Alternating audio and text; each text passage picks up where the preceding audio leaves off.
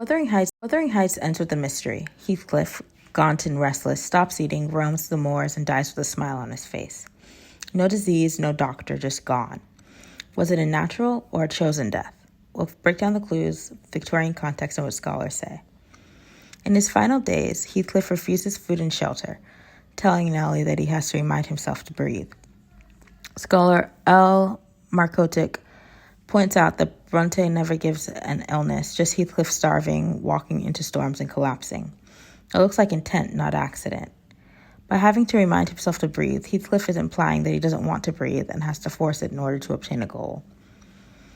Why didn't Bronte say it was suicide? Because it wasn't allowed.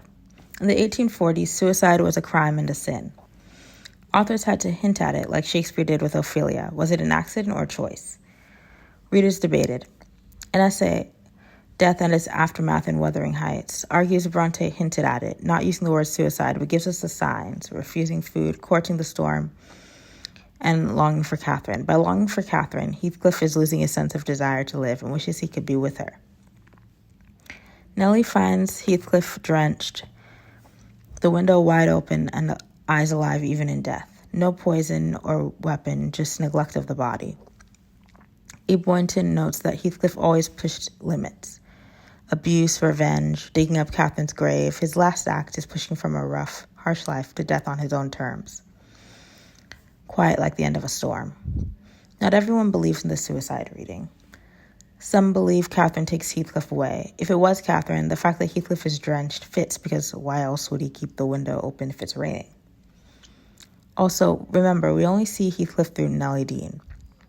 As LP tells us, Nellie tells the story. Maybe Heathcliff's wild joy was a projection of Nellie, not Heathcliff.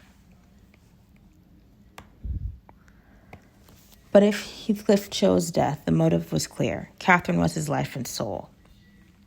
Ingrid Geerken calls Catherine Heathcliff's transformational object. Without her, he can't exist. Once Heathcliff sees Cathy and Harriton healing, he knows that he needs to leave somehow. The starving, storm walking, and then dying with the rain in an open window feels like a ritual. It's his way of rejoining her. A reason why Heathcliff wouldn't have made it obvious it was suicide is because he wanted to be buried with Catherine in the churchyard. If a doctor could confirm suicide, then he would not have been able to due to religious reasons. Bronte doesn't leave a death certificate, but she leaves evidence.